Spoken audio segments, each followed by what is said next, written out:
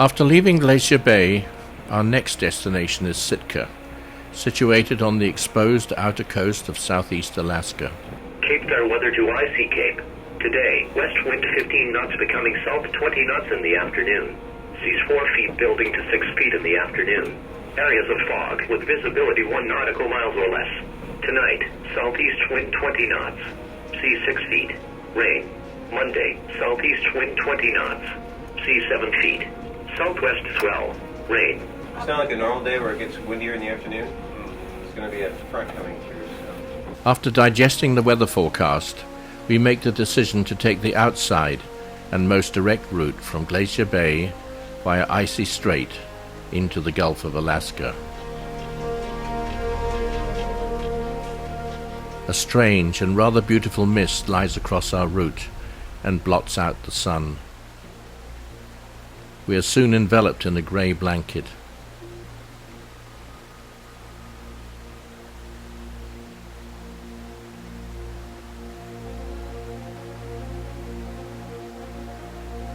We turn into Lysiansky Strait, and the sun returns when we reach the isolated hamlet of Pelican on Chichikov Island.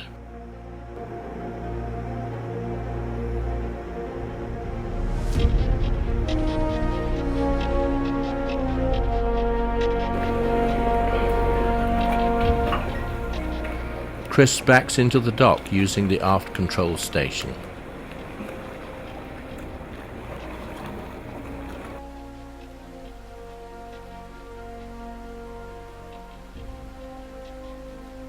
The main street is a boardwalk built out over the water. Whimsical touches abound.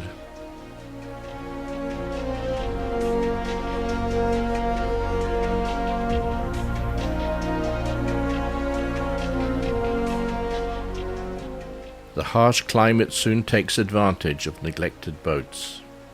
Halibut fishing requires a large pair of lead balls, but can result in a catch like this at 196 pounds and 72 inches long.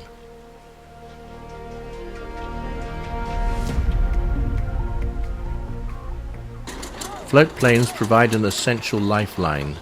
Just 2 ferries per month call here during the summer, reducing to only 1 per month during the winter. They carry cargo, people, and the all-important charter fishing clients.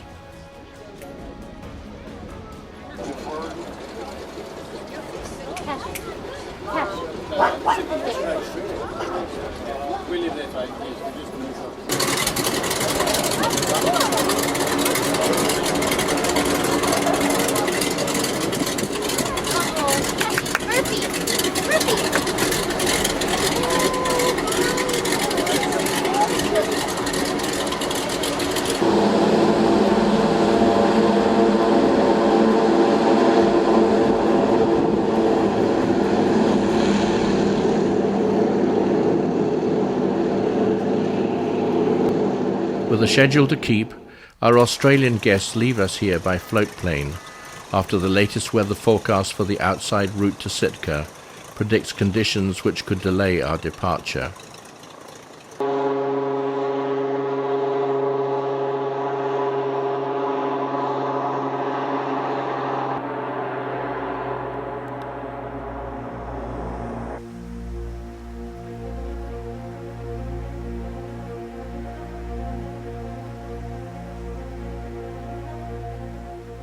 We go anyway, and conditions are no worse than those we are used to handling.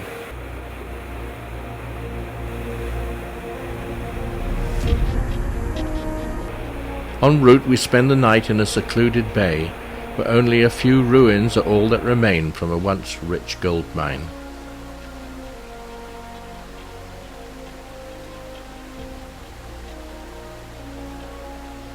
Prominent Mount Edgecombe overlooks the town.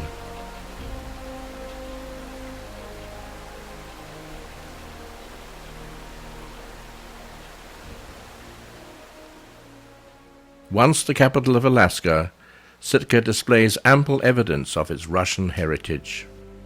The Russian Orthodox Church has an elegantly simple exterior, but its interior offers a feast of riches and color.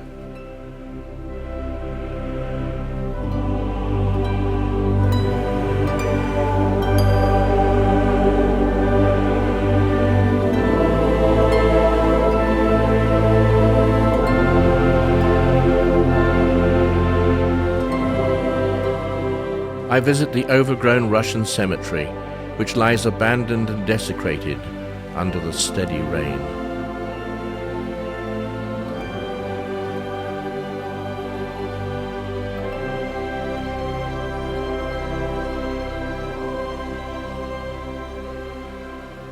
On the other side of town, the paths through the Sitka National Park lead to modern totem poles and also the site of the battle in 1804, when the Russians finally wrested control of the area from the Tlingit people.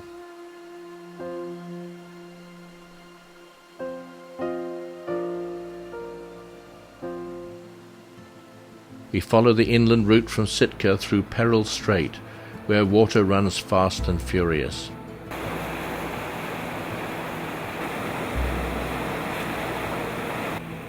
We meet the high-speed ferry that runs between Juneau and Sitka. Our AIS shows her speed at 36 knots.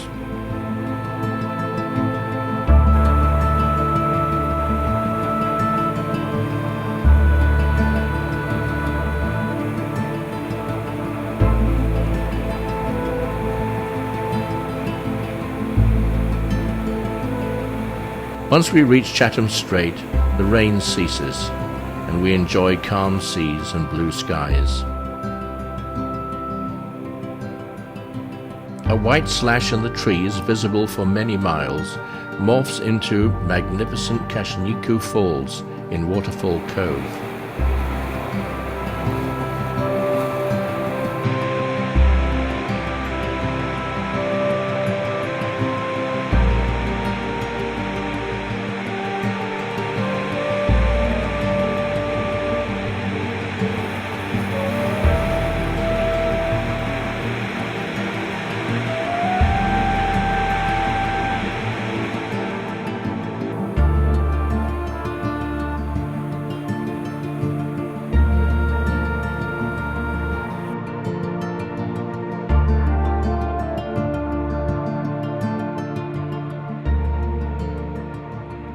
We turn into Hot Springs Bay, but the dock is fully occupied.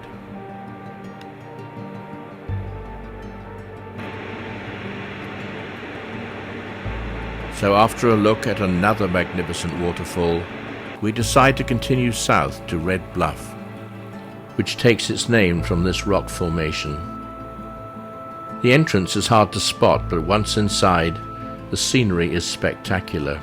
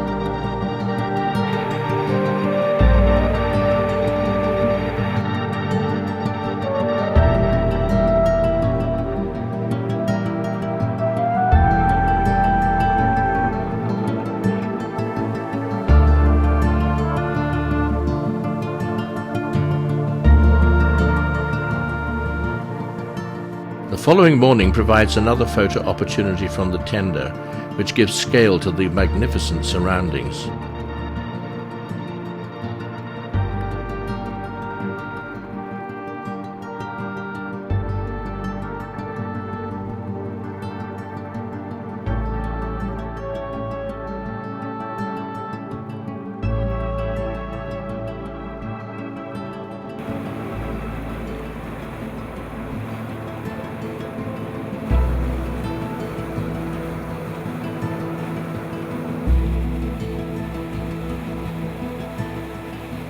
Back in Chatham Strait, the sky and sea blend together.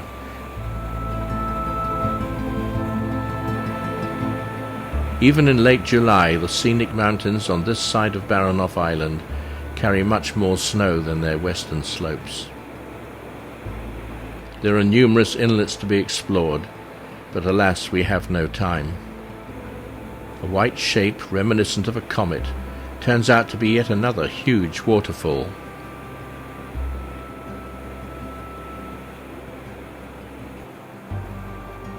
We pass Cape Decision and anchor for the night in Warren Cove, where a full moon casts a path of dancing light across the water. We spot disappointingly few bears, but we know they are out there in large numbers. This whole area has been comprehensively raped of its timber, leaving the hillsides bald and scarred, with ugly clear-cuts littered with the bleached bones of trees not considered worthwhile to be carried out. In places, the shoreline is piled high with discarded logs waiting to be floated away on a high tide, to become a hazard to navigation.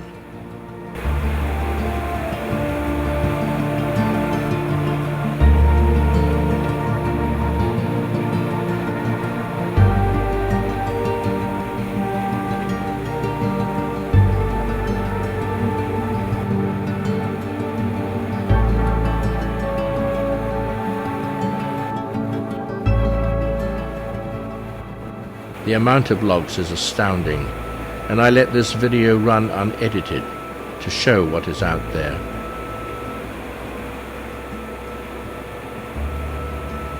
You don't want to travel at night or run at speed, especially if your boat's propellers are lower than the keel.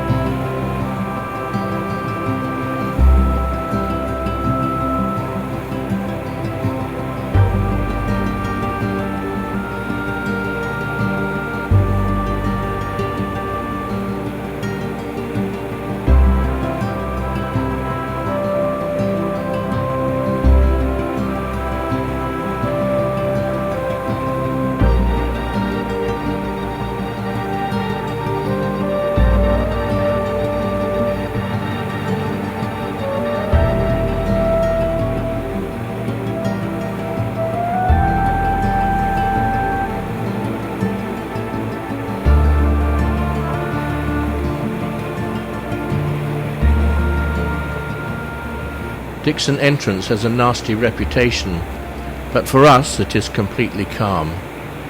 This is especially welcome because by following the outside-inside passage, we have 65 miles of open water to cross.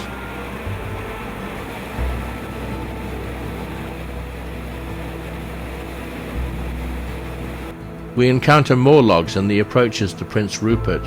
This is the only town on the entire trip connected by road and rail to the rest of North America.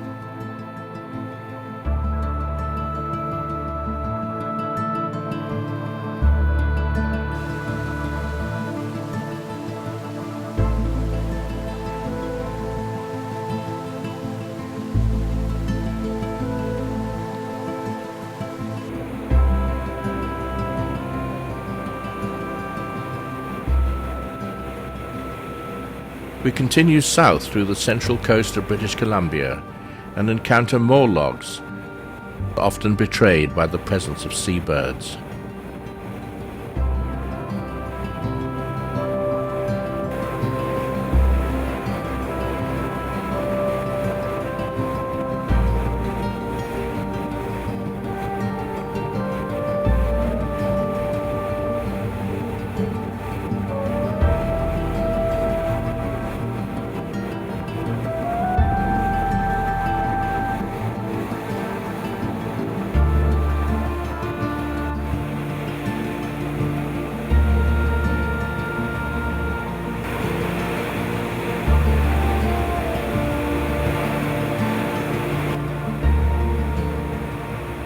Before our next open crossing of Queen Charlotte Sound, we stop at the isolated fishing lodge of Duncan BC. Most of their guests fly in by float plane, and we are the only visiting boat at the dock. Again, we are blessed with favorable weather and have no problems passing Cape Caution to Port McNeil, where float planes land at the marina.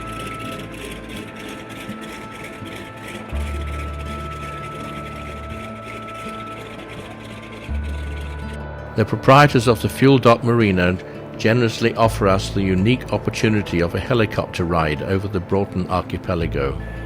At mid-morning, these islands remain hidden beneath a blanket of mist. Our pilot reconnoiters peaks higher than 5,000 feet to await the clearing of the mist.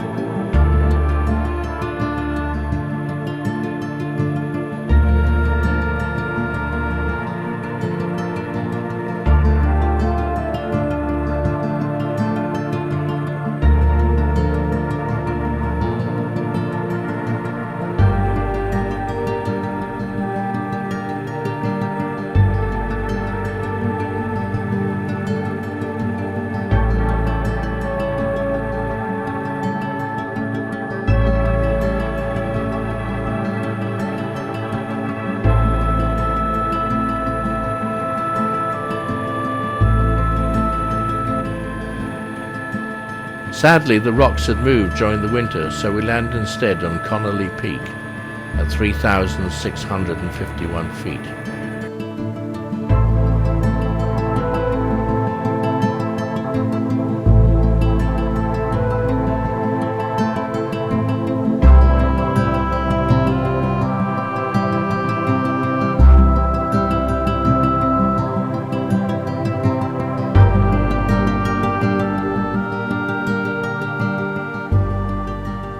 Slowly the mist dissipates, and we fly through the pattern of islands.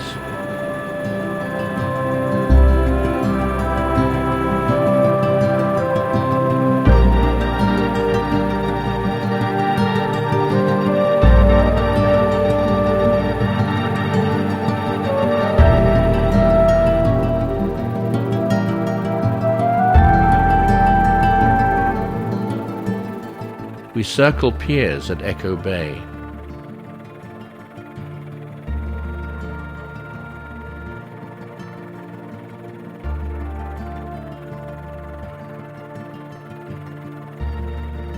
The slips are mostly empty, but will soon fill with boats, including Venture.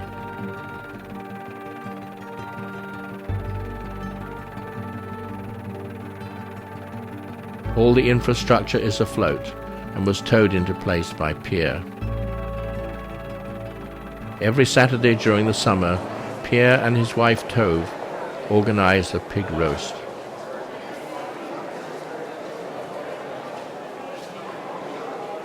The following day we visit Lagoon Cove, and in the evening sit around a crackling campfire, listening to ballads sung to a guitar.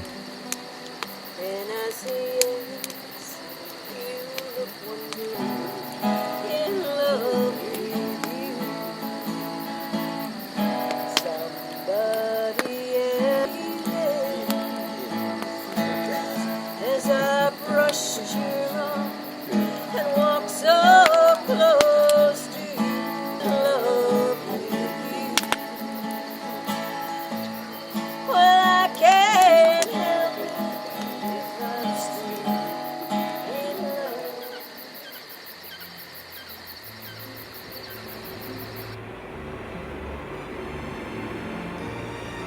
This part of the trip follows a more conventional pattern. We meet more boats and cruise short distances during the day, spending each evening in one of several small marinas.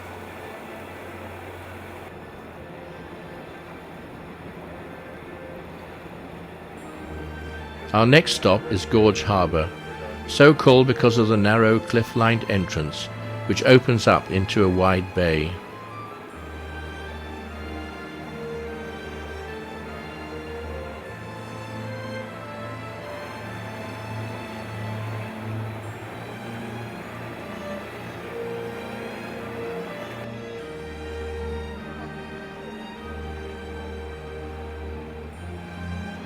Float planes offer a convenient method of getting back and forth to all these remote marinas lacking any access by road.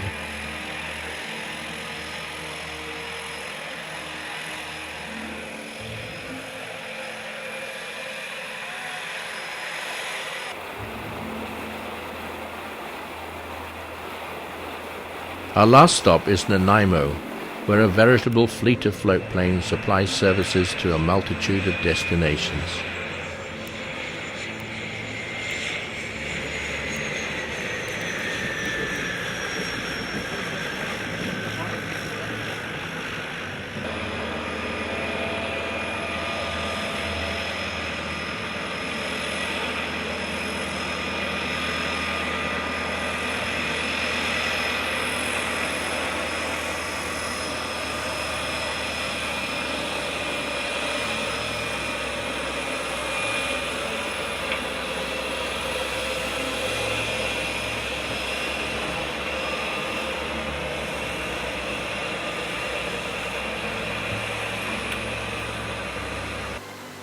Just south of Nanaimo, Dodds Narrows is crowded with boats taking advantage of slack water.